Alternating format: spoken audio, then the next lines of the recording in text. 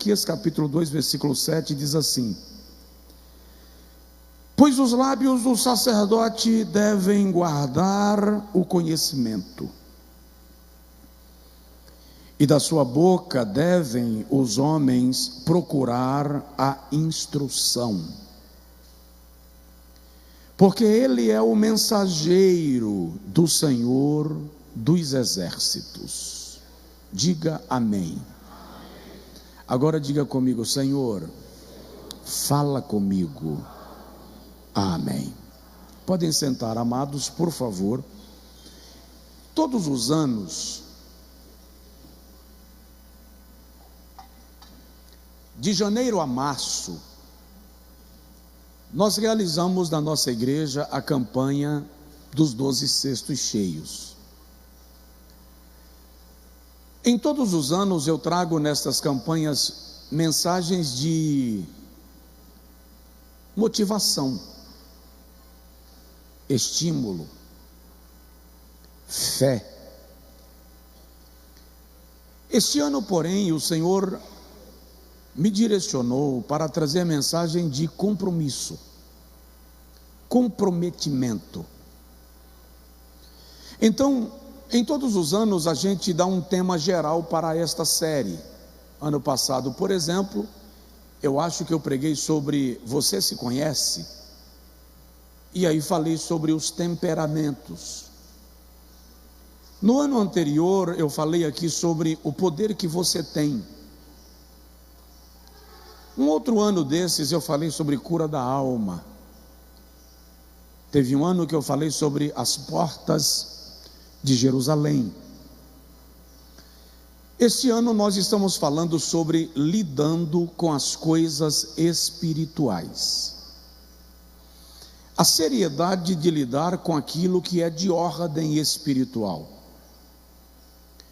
Na primeira semana, esta é a quarta semana, na primeira semana eu falei sobre o perigo do relativismo com as coisas espirituais. É quando nós confundimos o santo com o profano, o bem com o mal, a luz com as trevas. E com isso nós terminamos brincando com questões que não são passíveis de brincadeira. Na segunda semana eu falei sobre o ministério, de como alguns estão lidando com o ministério como se fosse uma aventura, brincando com o próprio chamado, criando títulos para si, lidando com o ministério como se o ministério fosse carruagem da vaidade humana, e ignoram a responsabilidade de representarem a Deus, de serem ministros do Evangelho de Cristo. O escritor da epístola aos Hebreus leva tão a sério isto que ele diz: ninguém toma para si esta honra, senão aquele a quem Deus chama. Na semana passada eu falei sobre o ministério e o altar, e aí falei sobre quanto o púlpito é importante, porque algumas pessoas pensam que o púlpito é apenas um palanque, um ponto elevado no templo para que o pregador seja visto.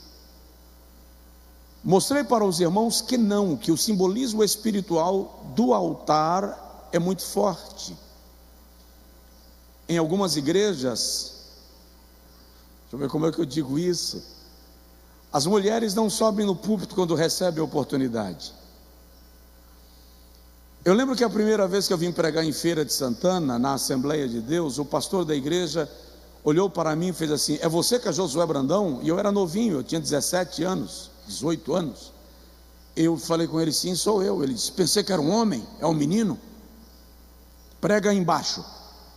Diácono aqui nessa igreja só sobe no púlpito para tirar a oferta.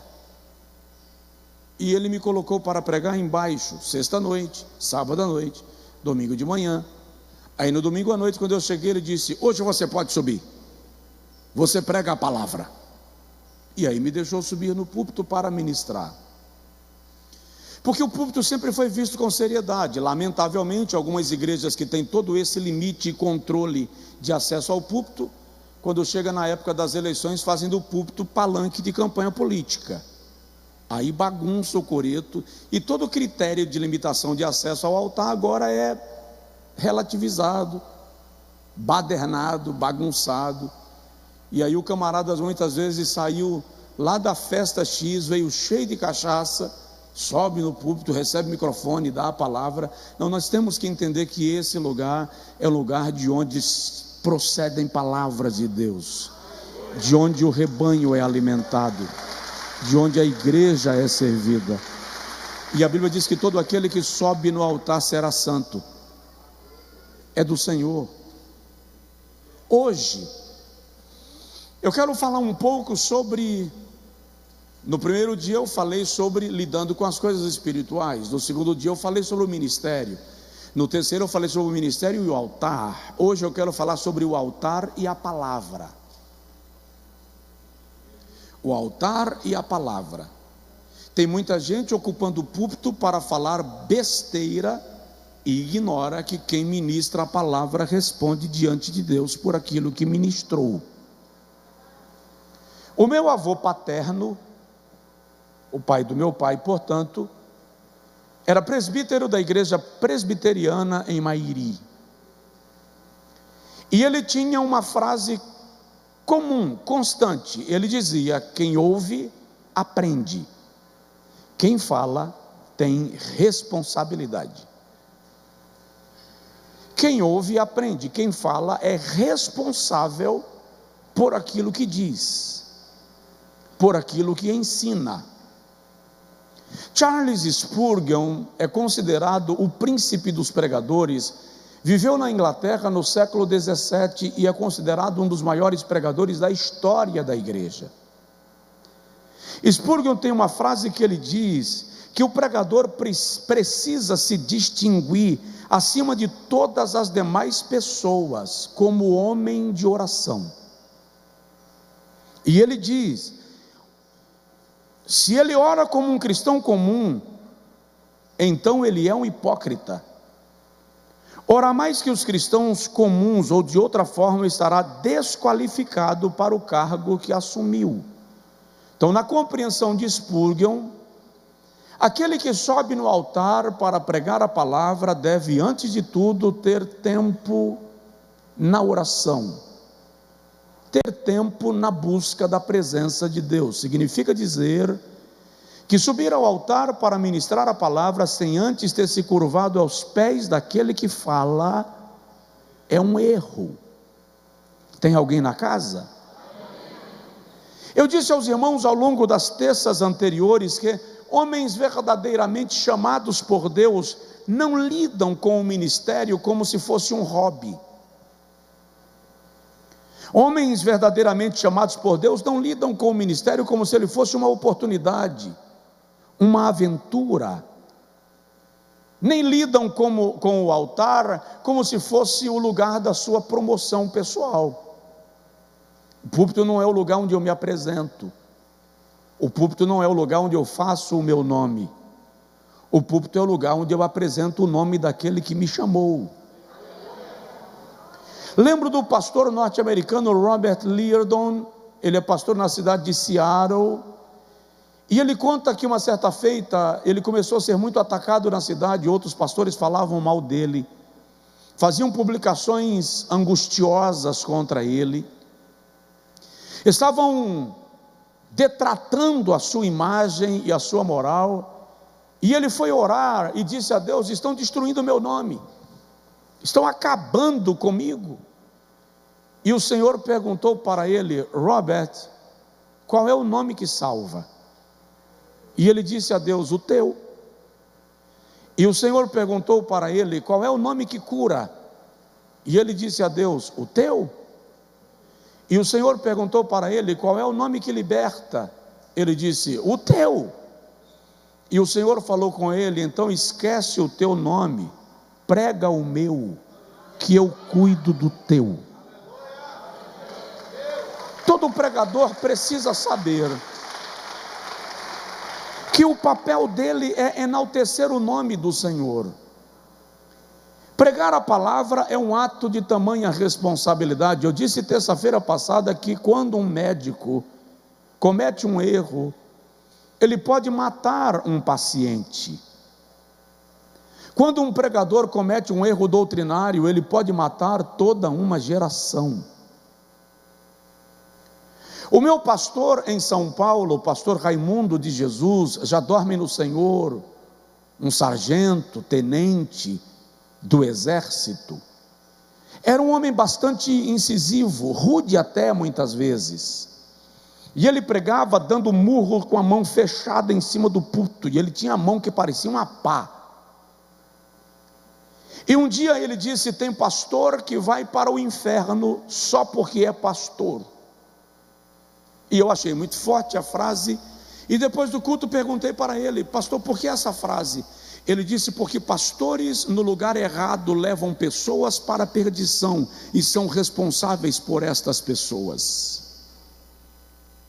Muita gente está fazendo da palavra de Deus a exposição do seu pensamento, usando a Bíblia para extrair ideologias, filosofias, mas não pregam a palavra.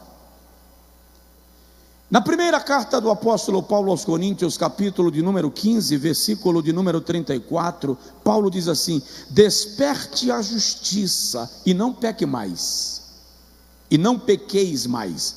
Desperte a justiça e não pequeis mais. Fui procurar sobre esse texto hoje à tarde para entendê-lo um pouco melhor, e esse texto, tomado ao pé da letra, significa: leve a palavra de Deus a sério e não permaneça no pecado. Leve a palavra de Deus a sério e não permaneça no pecado. Provoca seu vizinho e diz para ele: leva a palavra de Deus a sério. Alguns crentes, alguns cristãos estão como incrédulos, tratando a Bíblia apenas como um livro religioso. Alguns pregadores da nossa geração estão dizendo que a Bíblia não é a palavra de Deus, ela apenas contém a palavra de Deus, mas é um erro grave de interpretação. O apóstolo Paulo diz que toda a escritura é divinamente inspirada. 1 Timóteo capítulo 3, versículo 15. Toda a escritura é divinamente inspirada e proveitosa para instruir, para redarguir, para corrigir a injustiça, a fim de que o homem de Deus seja perfeitamente preparado e aperfeiçoado para toda boa obra. O escritor da epístola aos Hebreus, no capítulo 4, versículo 12, diz que a palavra de Deus é viva e eficaz. Viva e eficaz. Viva. Ela não é estática. Ela comunica a vida, ela mexe com o organismo, ela vitamina, ela provoca, ela mexe, ela confronta, tem propósito. E eficaz, ou seja, ela gera efeito. Ela resultará no propósito para o qual foi enviada. E ele diz: e é mais cortante do que uma espada afiada de 2 gumes. Eu estou dizendo isso para que nós entendamos, e aqueles que ouvirão esta pregação depois compreendam que pregar a palavra de Deus é lidar com algo altamente espiritual, com algo altamente sério, com algo altamente grave. A palavra de Deus traz luz, a palavra de Deus traz vida, a palavra de Deus traz cura, a palavra de Deus levanta, a palavra de Deus liberta, a palavra de Deus revela o caminho, traz respostas para perguntas que ninguém respondeu. Salmo de número 104 diz que o Senhor no deserto enviava a sua palavra e curava o seu povo. Ou seja, a palavra gera cura. Deus leva tão a sério a sua palavra, que a Jeremias, no capítulo 1, versículo 12, ele diz: eu velo sobre a minha palavra para a fazer cumprir. Velar ali é prestar atenção, estar vigilante, estar atento. O Senhor está dizendo: eu permaneço atento à minha palavra para fazê-la cumprida, para que ela se cumpra. Ou seja, Deus não esquece da sua palavra, ninguém brinque com isto. O assunto é tão elevadamente sério, que se nós lermos atentamente a Bíblia Sagrada sobre a função dos querubins na Bíblia, preste atenção nisso. Os querubins são uma espécie de ordem angelical.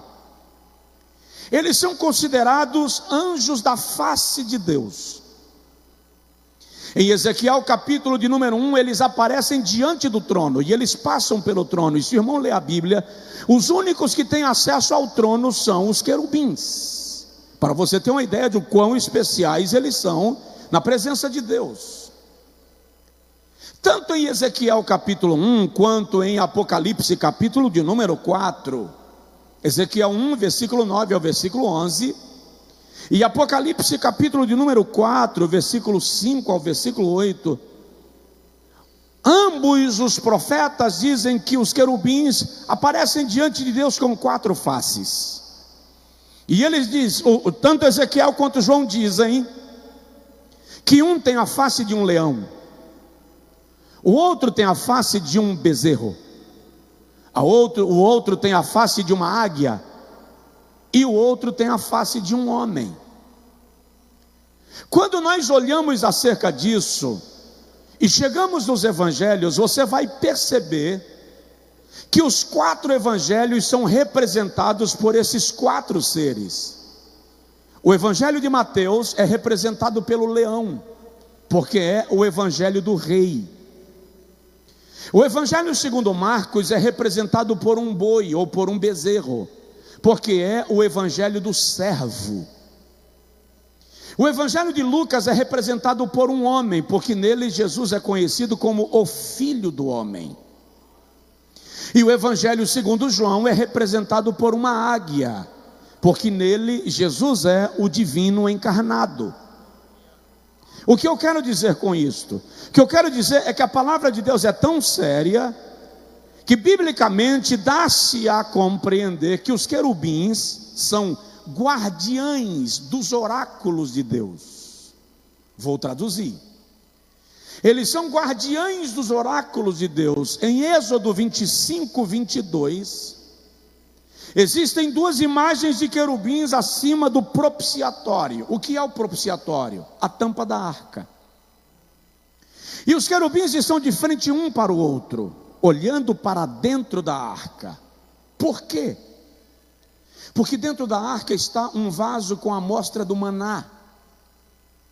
Dentro da arca está a vara florescente que confirmou o chamamento de Arão para o sacerdócio. Dentro da arca estão as tábuas da lei mosaica, os mandamentos de Deus. Aquele simbolismo dos querubins, um virado para o outro, olhando para dentro da arca, é deixando claro que eles estão atentos àquilo que está lá dentro, que representa a fidelidade de Deus, que representa a provisão de Deus e que representa a lei de Deus. Significa dizer que Deus não deixa a sua palavra correndo solta, Ele está atento a ela. Querubins guardam e preservam os evangelhos, a palavra, o oráculo, o mistério de Deus. Lá em Gênesis capítulo de número 3, versículo de número 24, Deus colocou os querubins para guardarem o caminho da árvore da vida.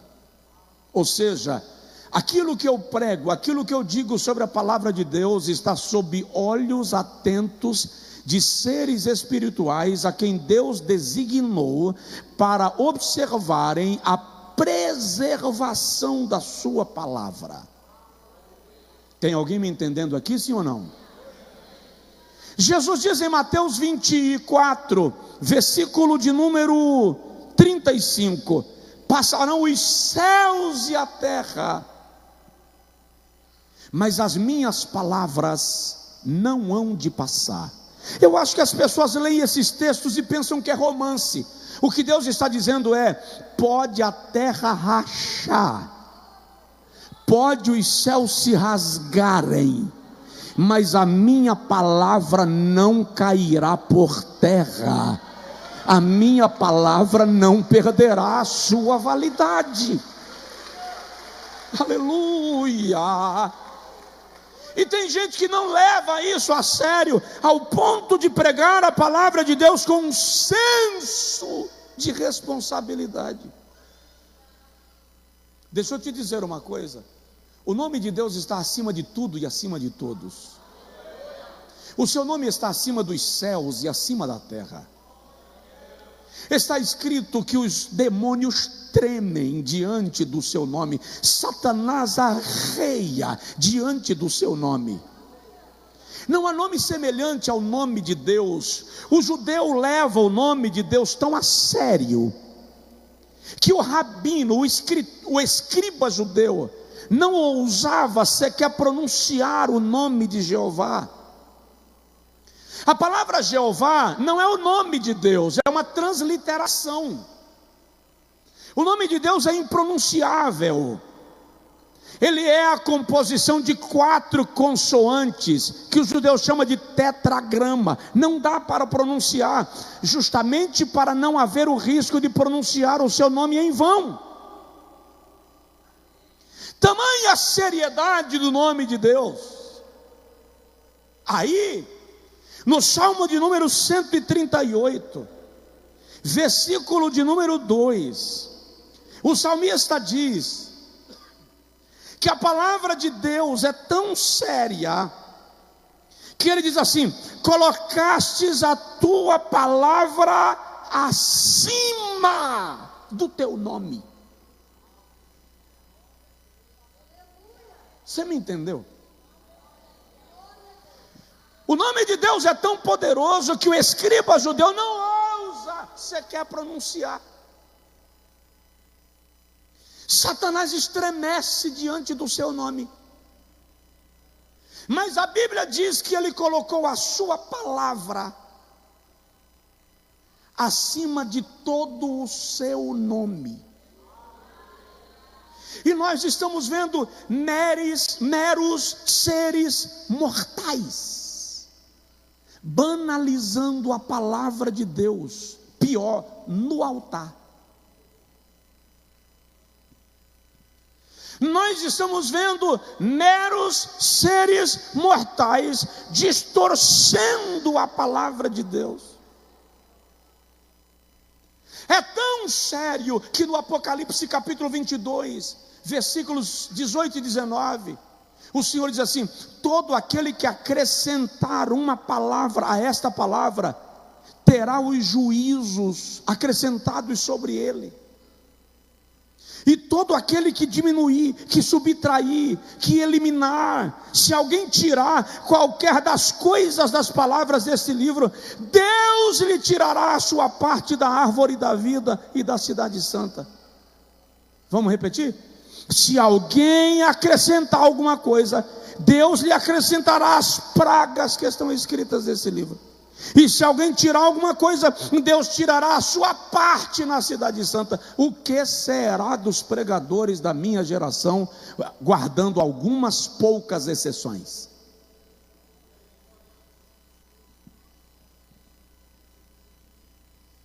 Tem alguém aí? Lidando com as coisas espirituais. Estão lidando com a Bíblia como se ela fosse um livro qualquer. Deixe os inimigos da Bíblia tratá-la como se ela fosse obsoleta. Deixe os inimigos da fé tratarem a Bíblia como se ela não fizesse sentido. Deixe, porque eles não compreendem. Mas eu e você, que chegamos ao conhecimento da verdade, não temos o direito de banalizar a palavra de Deus. Isso é grave, porque estamos lidando com coisas espirituais, e eu estou te falando isto tudo só para te mostrar que a palavra de Deus é muito séria. Então, leve a Bíblia a sério. Senhores pregadores, senhores pastores, senhores cantores, senhores palestrantes, senhores coaches que estão na moda, não brinquem com a Bíblia. Não brinquem com a palavra de Deus. Ela é espada, é martelo, é fogo, é rocha, é bússola, é profecia, e ela não volta vazia, mas se cumprirá naquilo para que foi enviada. Agora deixa eu te falar uma coisa. Deus lida com líderes que não levam o ministério da palavra a sério. Vou repetir, porque nós estamos falando sobre lidando com as coisas espirituais. Vem pão quente por aí. Tem alguns assuntos que nós vamos tratar nessa série que vai mexer contigo. Mas deixa eu começar nesse aqui. Deus lida com líderes que não levam o ministério da palavra a sério. A situação é trágica de pastores, pregadores e líderes que não desempenham corretamente o ministério da palavra com a seriedade que as Escrituras exigem. Estão dizendo o que a Bíblia não disse, estão omitindo o que a Bíblia diz, estão distorcendo a palavra. Deixa eu começar te dizendo que na epístola de Tiago, capítulo 3, Tiago diz assim: ninguém deseje ser o pregador de terça-feira à noite. Pode ler o texto, está escrito assim. Tiago está dizendo: ninguém deseje ser o pregador de terça-feira à noite. Ninguém deseje ser o professor da escola bíblica. Por quê? Não sejais muitos de vós mestres, que nem todos vocês sejam ensinadores. Por quê? Porque recebereis juízo mais severo.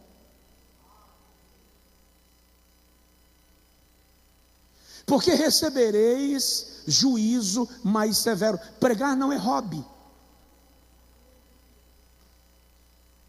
Pregar é uma responsabilidade que Deus deposita sobre os seus ombros. É um peso de responsabilidade que Deus verga sobre você. E não estou dizendo para você não querer, porque Paulo diz que bem-aventurado o que deseja, mas sabendo que o juízo será mais severo. Por que isso?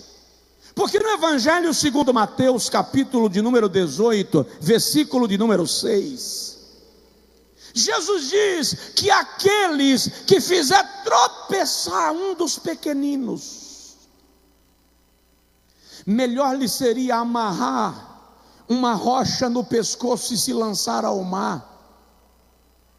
O que fazer da quantidade de heresias que a igreja brasileira está cultivando, adubando, regando e comendo como salada?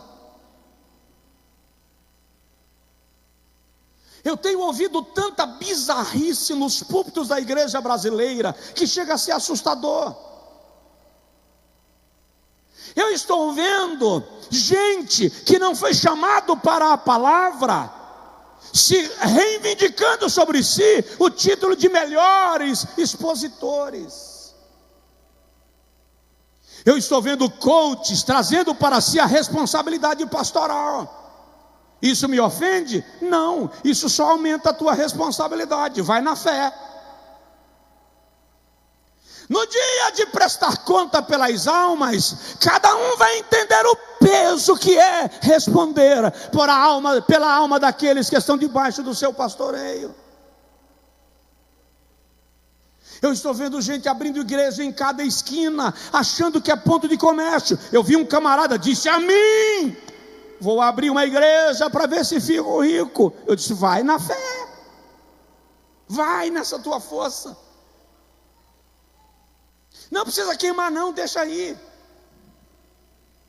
Um dia o cara descobre que a ladeira é longa e o freio da carreta não funciona. Não funciona assim. Há um peso de responsabilidade. Vamos considerar o texto que nós lemos de Malaquias 2:7. E deixa a sua Bíblia aberta nesse texto, que eu não vou sair dele. Os lábios do sacerdote devem guardar o conhecimento, e da sua boca devem os homens procurar a instrução, porque ele é o mensageiro do Senhor dos Exércitos. Sabe o que significa ser o mensageiro aqui? Ser o porta-voz. Agora imagina o camarada que fala em nome do delegado sem o delegado ter mandado. Imagina o camarada que fala em nome do prefeito, em nome do governador, em nome do presidente, sem que essas autoridades lhe tenham ordenado. É grave. Imagina o camarada que fala em nome de Deus, sem ter parado para ouvir Deus. E infelizmente não se pensa, não se leva isso a sério. A palavra de Deus é espiritual. Eu não posso negar que esse texto se aplica a nós que ministramos a palavra na nova aliança. Malaquias capítulo de número 2 é uma mensagem de juízo aos pastores. Vou repetir. Malaquias capítulo 2 é uma mensagem de juízo aos pastores, aos sacerdotes, que ministram a palavra de maneira displicente. Olha o que o Senhor diz no versículo 1. Olha o versículo 1. Agora, ó sacerdotes, este mandamento é para vós. Deus fez uma convenção, fez uma conferência de líderes, convocou todos os pastores, bispos, apóstolos, bispas, apóstolas, pastoras. Deus convidou todos aqueles que ocupam o altar para pregar a sua palavra, e ele diz assim: escutai, ó sacerdotes, porque este mandamento é para vós. O que ele está dizendo é: eu vou conversar com vocês agora. O meu trato agora é com vocês. O Senhor está dizendo: é o mesmo julgo, a maneira como vocês lidam com a minha palavra. Eu mesmo tomo pé, porque é um risco de nós estarmos tão familiarizados com o ministério, que nós passamos a pensar no ministério apenas na perspectiva horizontal, e não pensamos no ministério na perspectiva vertical. E o menor peso de responsabilidade é o que se diz respeito aos homens. O maior peso é aquele que se diz respeito a Deus, porque um dia nós vamos ter que comparecer diante dele. Pastor, eu não sou pastor, isso serve para mim para quê? Serve para você entender que você não deve sentar em qualquer mesa para comer qualquer coisa.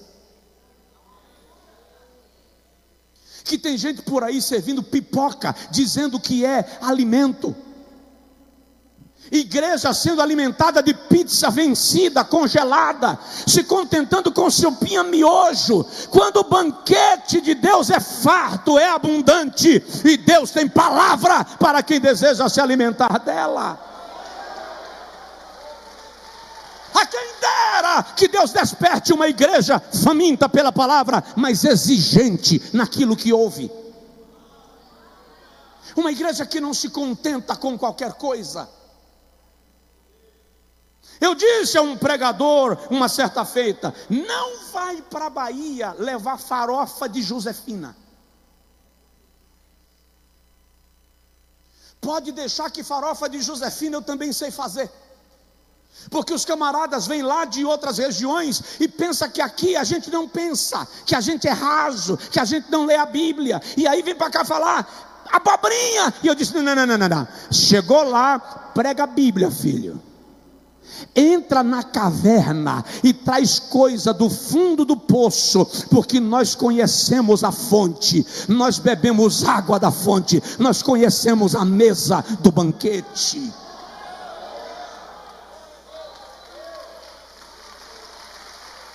A igreja precisa se tornar exigente naquilo que ouve. Diz aí para o seu vizinho: se torne exigente naquilo que você ouve. Ah, me poupe. Eu vejo uns videozinhos ridículos sendo repassados nos grupos da igreja, de gente falando cada carga d'água, e você me presta o desserviço de compartilhar. Me poupe, me ajude. Se você não gosta da minha pregação, você tem direito, mas pelo menos procura alguém que prega a Bíblia. Fica procurando pão mofo, bebendo água de esgoto, pão vencido, pizza endurecida, pipoca fria. Seja exigente naquilo que você ouve. Seja exigente naquilo com que você se nutre. E tem uns caras que fazem curso de teatro para pregar, curso de teatro para pregar, neurolinguística, programação neurolinguística para pregar, curso de coach para pregar, para aprender a mexer as emoções, para aprender a mexer com a mentalidade, para aprender a mobilizar o altar. Deixa eu te dar uma notícia gostosa. Um dia, cada um de nós vai comparecer diante de Deus, e Ele vai julgar a nossa seriedade na pregação. E vai. Deixa eu te mostrar. Vamos embora, vamos terminar. Juízos sobre aqueles que não honram a pregação da palavra. Está em Malaquias capítulo 2. Olha o versículo 2. Se não ouvirdes, e se não propuserdes no vosso coração dar honra ao meu nome, diz o Senhor dos exércitos, enviarei a maldição contra vós, e amaldiçoarei as vossas bênçãos, e já as tenho amaldiçoado, porque não aplicais a isso o vosso coração. Primeiro, Deus promete enviar maldições sobre aqueles que não pregam para honrar o seu nome. O indivíduo que prega para fazer seu nome, para fazer a sua estrada, para construir a sua vaidade, o Senhor diz: eu enviarei maldições sobre vós. Essa ameaça é séria. Quantos pregando a palavra estão debaixo de maldição, porque não honram o nome do Senhor? Segundo, ele diz: eu vou amaldiçoar as vossas bênçãos contra vós, e amaldiçoarei as vossas bênçãos. Ou seja, o Senhor está dizendo: as palavras que saem da vossa boca serão transformadas em pragas que se voltarão contra vocês mesmos.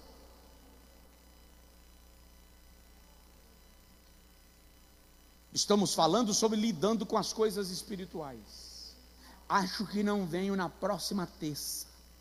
A próxima terça é mais grave do que a de hoje. Porque a de hoje eu estou falando para pastores e pregadores, e para crente que fica ouvindo qualquer baboseira dizendo que é a palavra de Deus. Na próxima terça eu vou falar para gente que fica usando dons espirituais com mentira, distorcendo a obra do Espírito Santo. Então eu acho bom você não vir. Eu acho bom você não conectar terça-feira, porque está uma vergonha essa palhaçada de gente fazendo revelação inventada e mexendo com as emoções do rebanho. Acho que pastor Josué não é mais pentecostal, só da gema. Creio no poder de Deus, creio nos dons espirituais, creio no batismo com o Espírito Santo, creio em língua estranha, creio em profecia, creio em revelação, mas não creio nesse mercantilismo que está afetando o genuíno pentecostalismo na igreja brasileira.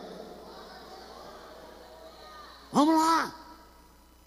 O Senhor está dizendo: aquilo que vocês falam como bênção, eu vou transformar em maldição, em praga contra vocês mesmos. Por quê? Porque não pregam a palavra. Terceiro, olha o que Deus diz: Ele vai reprovar. Eu vou reprovar, versículo 3: vou reprovar a vossa posteridade. O texto não é claro se posteridade aqui é descendência ou fruto do trabalho, mas o que o Senhor está dizendo é: tudo que você fizer, eu vou reprovar, eu não vou aceitar, porque não me glorifica, porque o propósito não é a honra do meu nome. Está um exibicionismo, uma vitrine ministerial, está uma coisa tão doida, que está estranho. Está estranho. Tá, eu devo estar ultrapassado. Eu comecei a pregar 33 anos atrás. Quem aqui tem mais de 33 anos? Levanta a mão. Beleza, pouca gente aí. Irmão Edilto nem levantou a mão. Não, só tenho 20. Quantos anos você tem, pastor Manassés? 30 e quanto? Fala a verdade, irmão. 37 anos. Quando eu comecei a pregar, pastor Manassés tinha 4. Quando eu comecei a pregar, Jones não era nascido. Quando eu comecei a pregar, não vou falar de Hélio, que aí fica feio para mim. Entende uma coisa? Eu vi muita coisa acontecer nesse tempo. Eu só quero que a igreja entenda: Deus está dizendo: aqueles que não levam a minha palavra a sério, eu vou reprovar a obra do seu ministério. É por isso que um dia alguém vai chegar diante de Deus e dizer assim: eu preguei em teu nome, profetizei em teu nome, curei em teu nome. E ele vai dizer assim: não te conheço, nunca te vi. Quem é você? Porque fez tudo em meu nome, mas não levou a sério a minha palavra, não pregou a minha palavra com responsabilidade. No versículo 3, Deus diz assim: aqueles que não pregam a minha palavra com responsabilidade, eu vou envergonhá-los. Olha o versículo 3, o que ele diz: eu vou espalhar esterco. Eu vou traduzir porque eu estou na Bahia.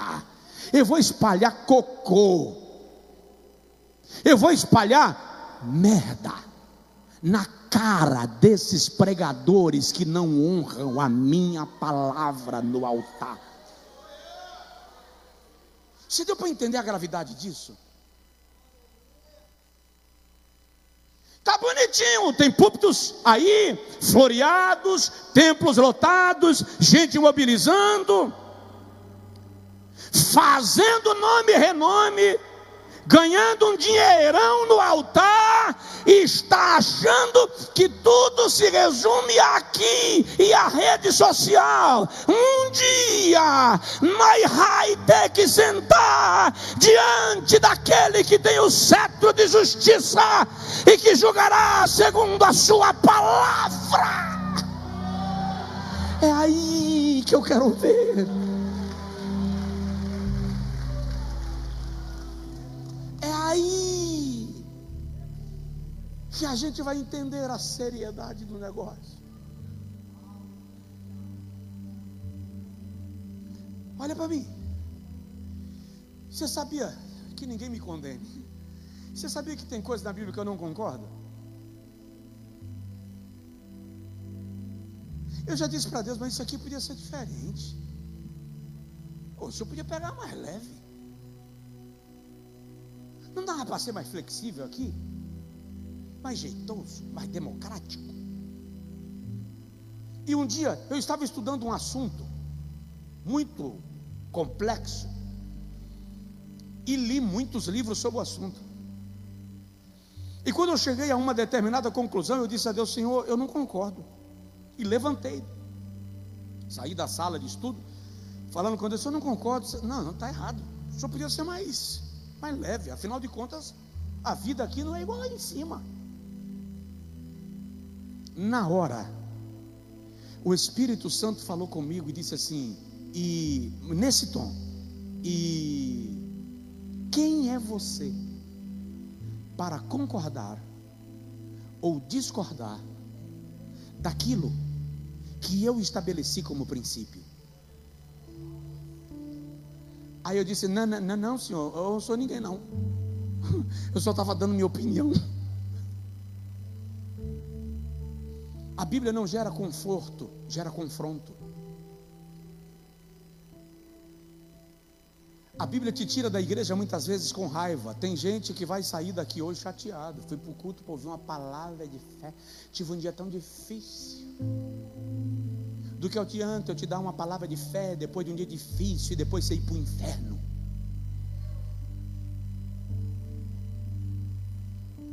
Porque fica ouvindo qualquer coisa e dizendo que é a palavra de Deus. Diz assim comigo: pastor, dá para encerrar? Sabe o que é interessante? Eu estou pregando para a igreja onde eu sou pastor, mas eu sei que estou pregando para o Brasil e o mundo.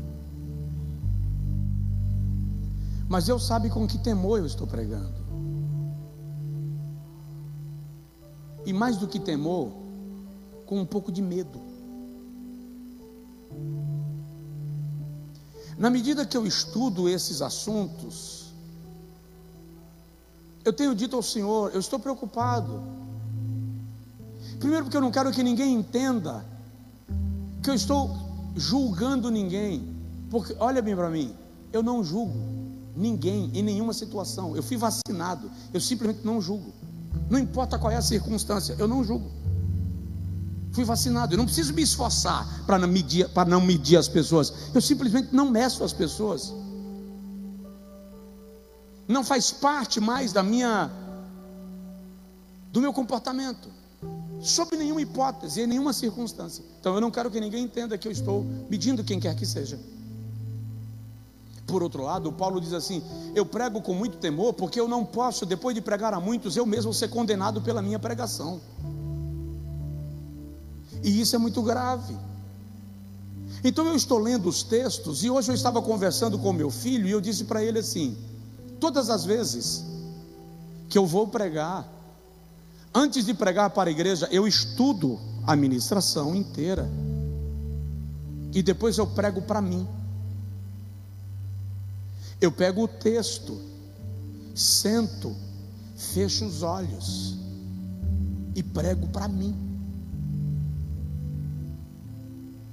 Então muitas vezes eu me sinto completamente atacado pelo Espírito Santo, mas fico feliz quando ele me chicoteia, porque está me dando a chance de mudar a maneira de falar da sua palavra. Eu vou concluir falando mais duas coisas que estão em Malaquias 2. Uma delas é os fracassos comuns que Deus denuncia aqui no ministério da palavra. Fracassos que os pregadores tendem a cometer. Eu não me excluo disso, porque no texto de Malaquias, Deus está irado com os sacerdotes. Deus está chateado com aqueles que ocupam o altar. E ele diz no versículo de número 2, ele censura aqueles, olha, porque não aplicais a isso o vosso coração. Deus está criticando aqueles que deixaram de ouvir a sua voz. Deixa eu te dizer uma coisa. Há 3 décadas atrás, se você rir eu te processo, quando eu comecei a pregar, há 30 anos atrás, a gente recebia o tema do congresso. Hoje o pregador vive um luxo incrível, porque um pregador é convidado para pregar uma noite, na segunda noite já é outro pregador. Na minha época, no meu início, não. O pregador pregava o congresso inteiro: quinta noite, sexta manhã, tarde e noite, sábado manhã, tarde e noite, domingo manhã, tarde e noite. E detalhe, e vinha tema, e você tinha que pregar no tema.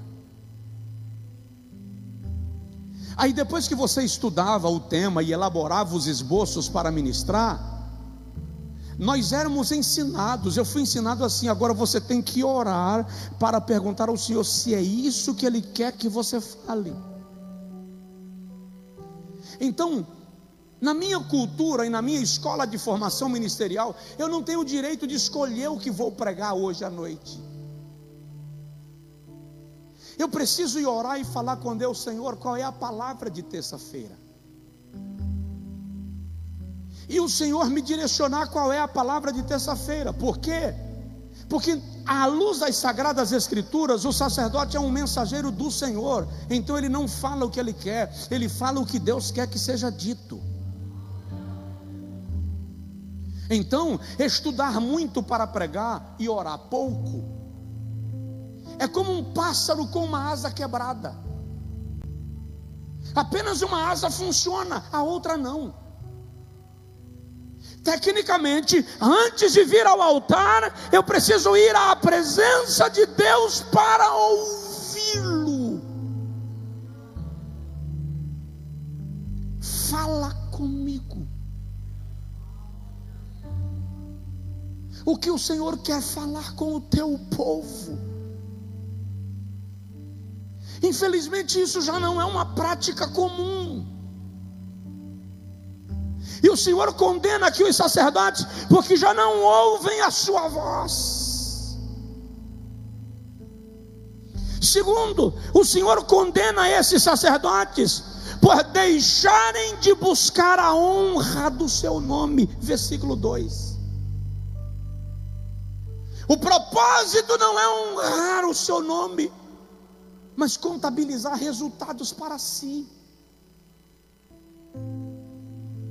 É quando o indivíduo prega, pastoreia, canta, toca, ministra, mas para contabilizar o quanto o seu ministério é grande, porque a questão é a sua vaidade. Aí eu lembro de um líder de jovens de uma igreja na Colômbia. Ele disse que todos os dias do culto de jovens da igreja, ele deixava o segundo líder dirigindo o culto, e ele saía nas portas das outras igrejas para ver qual igreja estava mais cheia do que a dele. E ele fez isso por meses.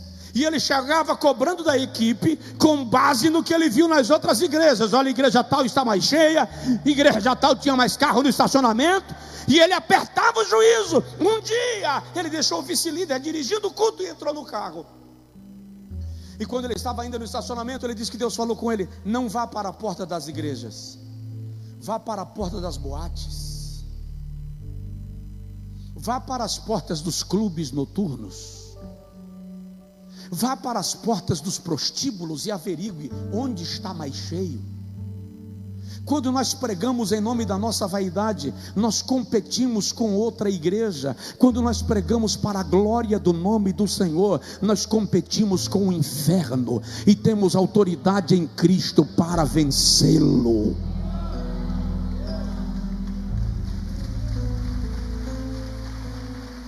O Senhor está condenando os sacerdotes porque eles se desviaram do caminho do Senhor. Versículo 8: mas vós vos desviastes do caminho.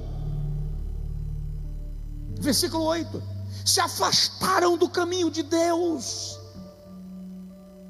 exigiam do povo aquilo que eles mesmos não praticavam. Ai, quantos líderes desviados! Quantos líderes desviados! Não vou nem dar detalhe para não parecer que eu estou escandalizando o negócio. Mas quantos que já perderam a presença de Deus? Não faz muito tempo que um líder religioso foi preso por participar do assassinato de uma esposa que era cantora. Não faz muito tempo que um outro líder religioso foi preso por tráfico de drogas.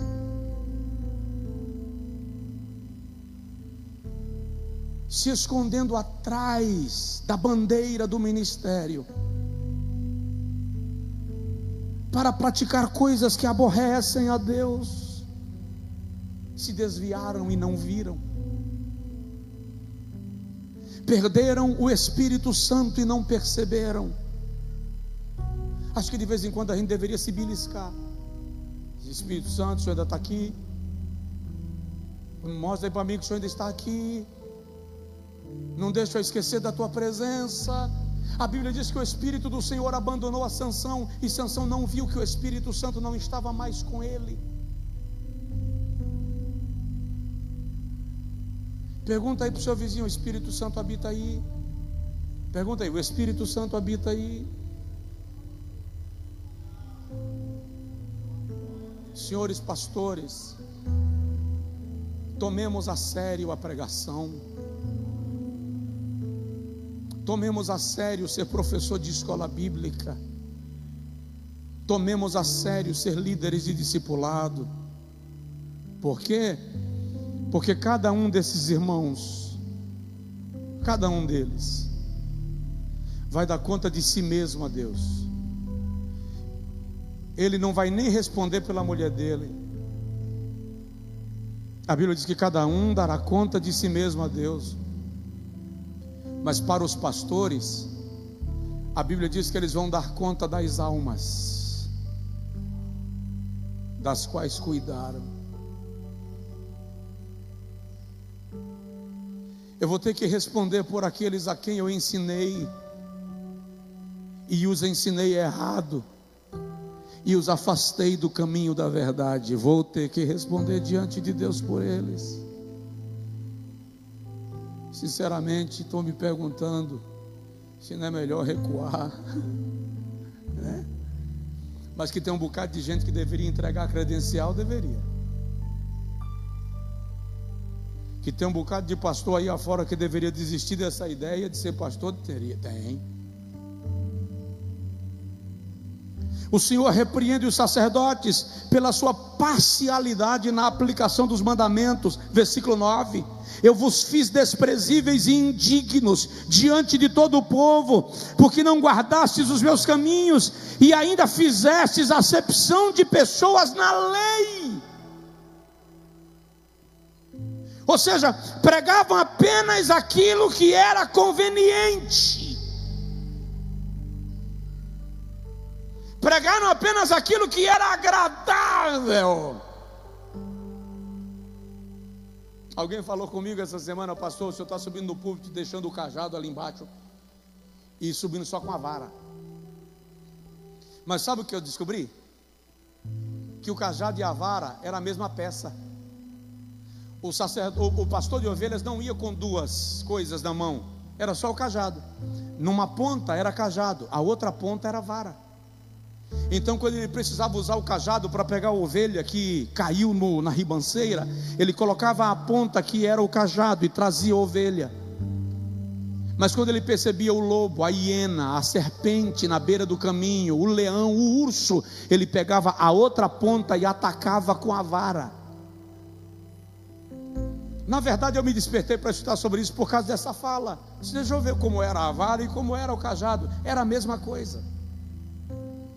O cajado e a vara são a mesma peça. Uma ponta é cajado, a outra ponta é vara. Olha para mim e diz assim, e me responde: está ruim, está doendo, está machucando? Sim ou não?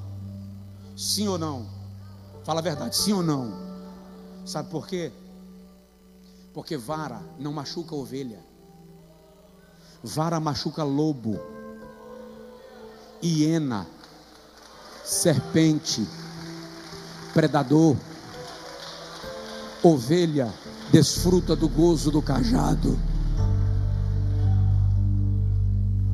O Senhor está condenando esses sacerdotes, e eu já paro, porque eles estavam desviando o povo, sendo tropeço para muitos. Versículo 8: além de se desviarem da lei, vocês fizeram a muitos tropeçar.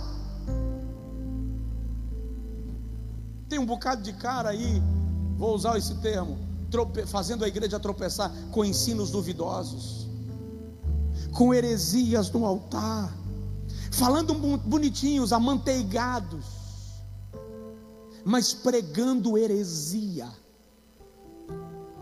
levando a igreja para longe de Deus. O que é bom nesse texto? O que é bom nesse texto é que o Senhor destaca aqueles que preservam a sua palavra. Nos versículos 4 até o versículo 6, o Senhor dá destaque a um ministério que preservou o seu nome. Versículo 4 a 6, ele diz assim: então sabereis que eu vos enviei este mandamento, para que o meu pacto fosse com Levi, diz o Senhor dos exércitos. E aí o Senhor destaca 4 coisas daqueles que preservam a sua palavra. Primeiro, temem e tremem por causa do seu nome.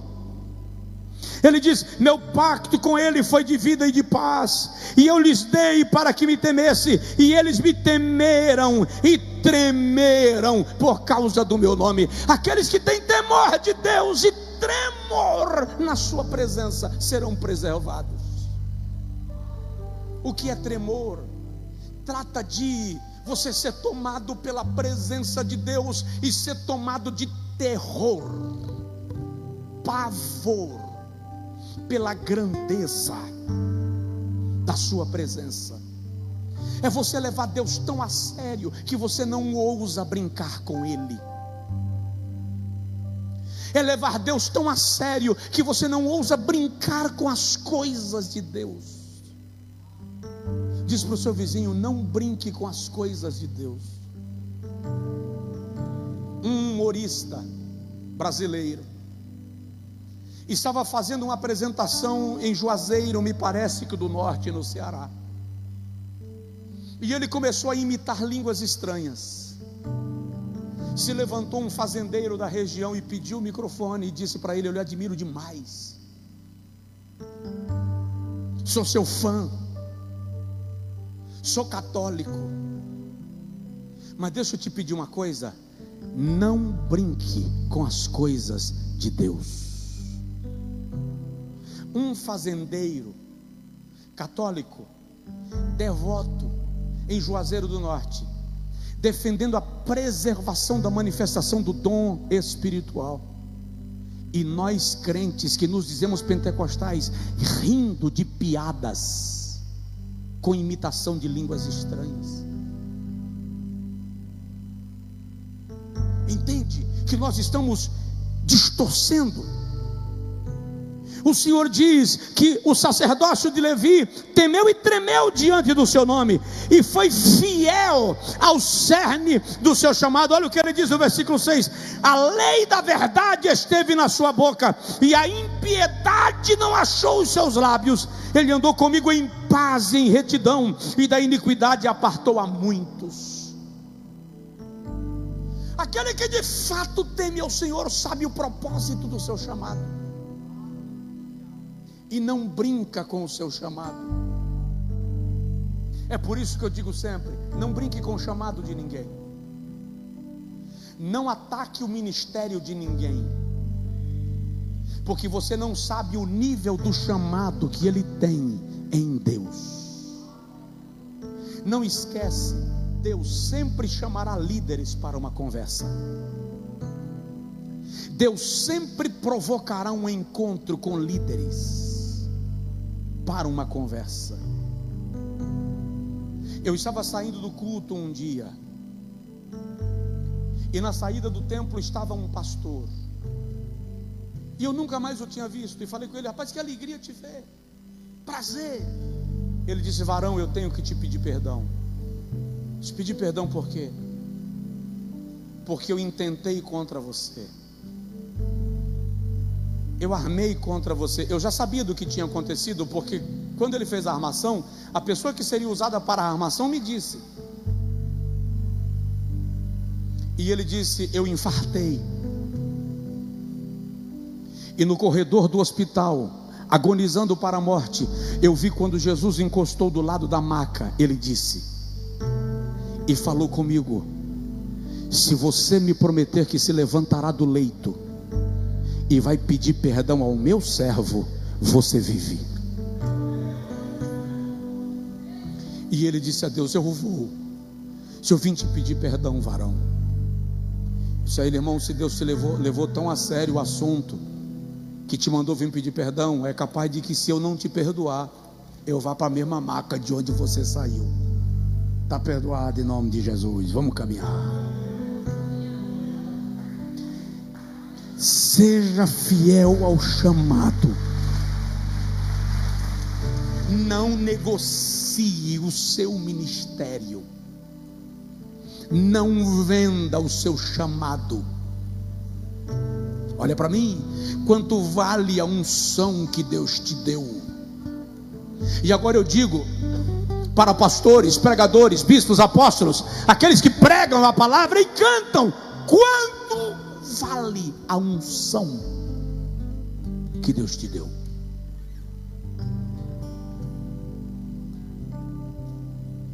Onde compra? Porque ninguém me diga que a unção foi adquirida pelo tempo de oração que você teve. O tempo de oração que você vive refina, te ensina a usar a unção, colocá-la em prática. Mas unção é algo que Deus olha para você e diz assim: eu quero você no meu ministério, e eu estou derramando sobre você o óleo. É Deus quem derrama. É Deus quem derrama.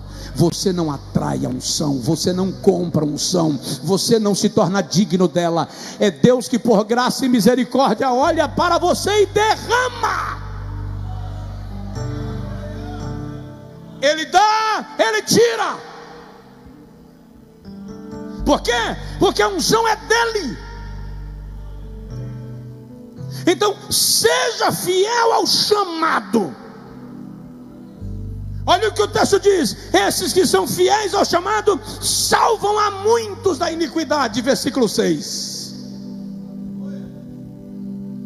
Aqueles que são fiéis ao chamado salvam a muitos da iniquidade, livra muitos de tropeçarem. E o Senhor enfatiza: andam comigo. Andam comigo. Quem é fiel ao chamado anda com Deus. O Senhor enfatiza a sua intimidade com aqueles que são fiéis ao chamado. Provoca seu vizinho e diz para ele: Deus quer andar com você. Fica de pé, por favor. Deus quer andar com você. Andam comigo. Não há coisa mais gloriosa do que você acordar muitas vezes tomado de preocupação, algumas vezes de ansiedade, outras vezes você acordou bem, você não tem nada que te preocupa, mas você sente Deus dizendo: estou do seu lado, estou sentado aqui. Deus conversar com você, com o teu espírito, lidando com as coisas espirituais, levando a Bíblia a sério. Levando a Bíblia a sério. Não brinca com ela. Quando você vê alguém brincando com a palavra de Deus, distratando a palavra de Deus, se afasta. Não faz muito tempo que um pastor foi transmitido, jogou a Bíblia no púlpito e disse: isso aqui não é a palavra de Deus, ela contém, e pisou em cima. É só um livro, pastor.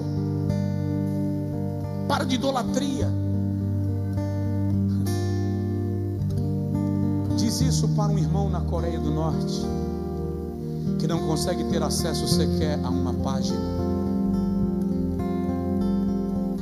Diz isto para os cristãos na Índia, que estão sendo proibidos de cultuar e de lerem a Bíblia. Diz isto para os irmãos em Laos, que não têm acesso às Escrituras. Diz isso para os cristãos chineses, Algumas províncias eles têm direito a ler um capítulo da Bíblia, pegando uma fila, numa Bíblia que fica exposta no lugar específico, para ele chegar lá e ler um capítulo e sair. E diz o comentarista, o historiador, que quando o irmão começa a ler o segundo capítulo, quem está atrás diz assim: irmão, dá licença, agora é a minha vez, porque se ele perder aquela oportunidade, ele não sabe que dia vai ler de novo. É um livro? É. Mas nele Deus manifesta seu plano, seu propósito e sua vontade. E não seremos nós, pregadores do Evangelho, que iremos distorcer a palavra de Deus. Não seremos nós, igreja cristã, que desprezaremos a palavra de Deus. Não seremos nós, servos do Altíssimo, que brincaremos com os oráculos cujos guardiões são querubins. Pegue sua Bíblia, por favor. Coloque ela assim no peito. Diga comigo: eu amo a tua palavra, Senhor. Eu amo a tua palavra, Senhor. Eu amo a Bíblia. Eu amo a tua palavra. Faça como o salmista: oh, quanto amo a tua lei. Diga para o Senhor: não me deixa ficar sem a tua palavra. Diga para o Senhor: não deixa meu pastor desviar e começar a pregar heresias. Não deixa. Diga para o Senhor: torna os meus ouvidos afinados para a tua palavra. Aleluia. Que esta palavra seja escondida em nosso coração. Diz o salmista: escondi a tua palavra no meu coração, para eu não pecar contra ti. Que o Senhor arrebanhe para esta casa aqueles que amam a sua palavra. Aleluia.